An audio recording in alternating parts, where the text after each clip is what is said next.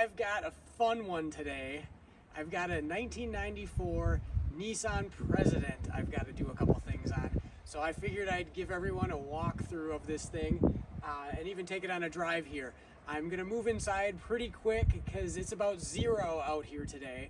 But I figured I'd start out outside so you can get a good view of it outside. I'll give you a walk around of the outside and then we'll head inside with it. So the Nissan President is not a domestic market vehicle. This is a Japanese domestic market vehicle, not in the United States here, but it is based off of, or maybe I should say the Infiniti Q45 is based off of this car. They share a 4.5 liter V8 engine and a 4-speed automatic transmission. But this is a longer wheelbase version. The Q45, they shortened it up to bring it here to the United States. But underneath, this thing is very similar to a Q45. And as you can tell, when you look at the back of it, the back even looks a lot like a Q45. So there's a quick walk around out here.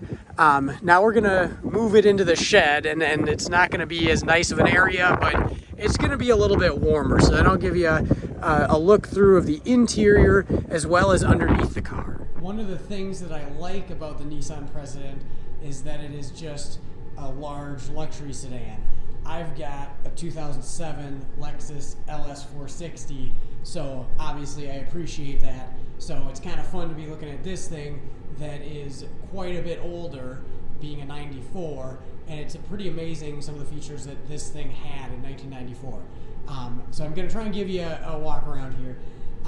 I'll admit this is not going to be a Doug DeMuro grade clip of this thing, but hopefully it gives you a good idea of what this thing has. And the other thing I'll admit is there's probably a lot of features I don't know about on this car. But here's the trunk, pretty standard trunk. It's actually surprisingly small for the size of vehicles. It's wide, but the front wall seems like it's not very far forward. So anyways, that's what the trunk looks like. Moving to the interior, of course the back seat is where it's at in this thing, and I love these shades. They are just awesome, quite retro, if you will. Pretty large back seat in this thing, and we even have a TV. Look at that thing. For 94, that's pretty impressive. Otherwise, fairly normal. These back seats are heated. There's a switch in the front to turn on the heaters, but so that I think is quite impressive to have heated seats in the back of a 1994 anything. If you look up top, we've got some dome lights, and I believe that we've got a mirror right there in the center. So again, some features that definitely you can tell this is a luxury car from the era. Into the front, now of course, since this car is imported from Japan, we obviously have a right-hand drive car.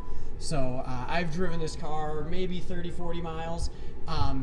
The weirdest thing to me about driving a right-hand drive car, I've driven a couple of them, but not a lot, just a couple. And the rear view mirror is the thing I have the most trouble getting used to. I get pretty used to driving in the right side of the car and cruising down the highway, but I never get used to looking up at that mirror. It almost just seems like I don't know where I'm looking when I look at a rearview mirror, even though obviously it's directly behind you. So the controls, and then the turn signals are on the right side. That's the other thing that I have trouble getting used to. Beyond that, the controls are pretty normal. The pedals are usual. Right side's gas, left side's brake. Shifter is no different. You're just operating it with your left hand. So it's also weird riding as a passenger in the front of this thing, since normally you'd be the driver in that position. But I'm going to turn the ignition on here. One of the funniest things to me are the rear shades. There's a little switch right here, and these things just crack me up.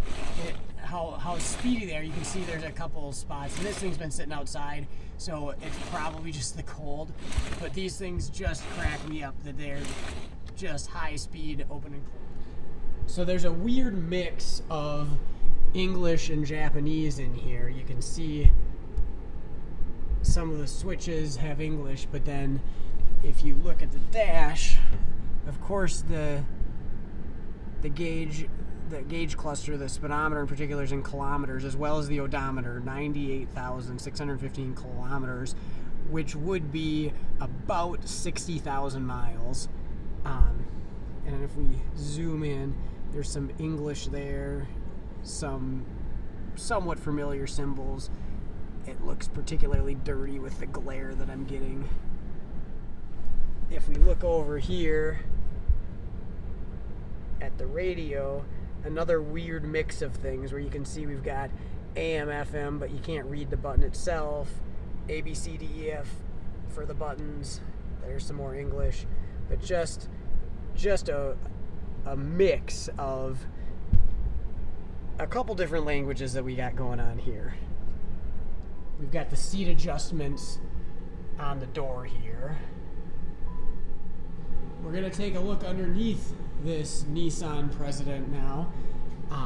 This thing's pretty clean. I don't know the history on it, but you can see there's obviously a little bit of surface rust, but for Minnesota, if you've seen some of my other videos like that F-150 frame, then you'd agree with me that this is pretty clean.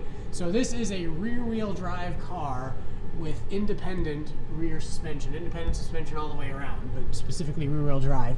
This may be coming back to get lowered. It's kind of tough, can't really get a shot of it, but it's got struts all the way around, coil-over struts all the way around.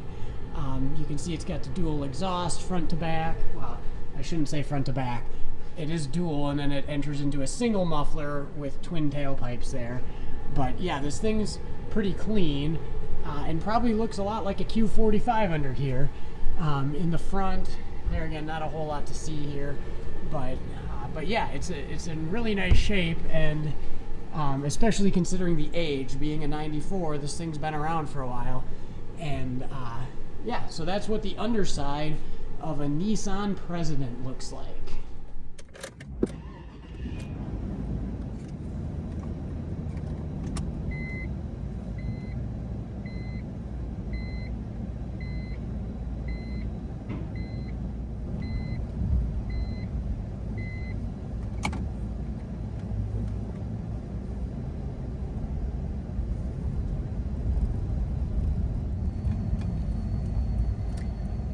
We're gonna hop on the highway here and we're gonna step on it a little bit and see how it goes.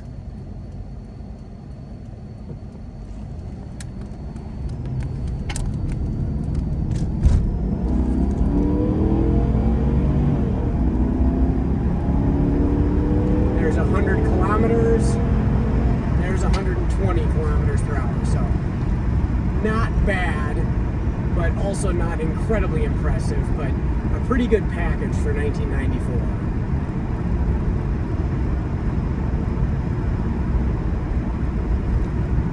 And the highway is probably where it's most at home. It runs pretty nice down the highway, pretty smooth ride.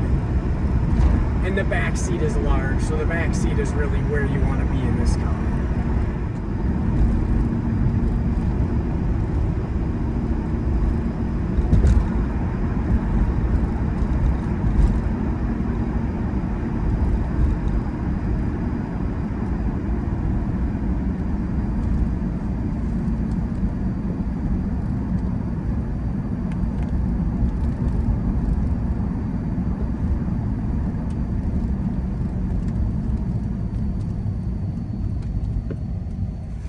Okay, so the best part of a right-hand drive car is taking it through a drive-through.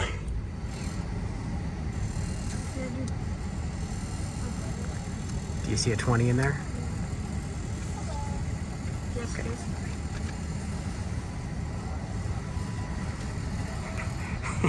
What?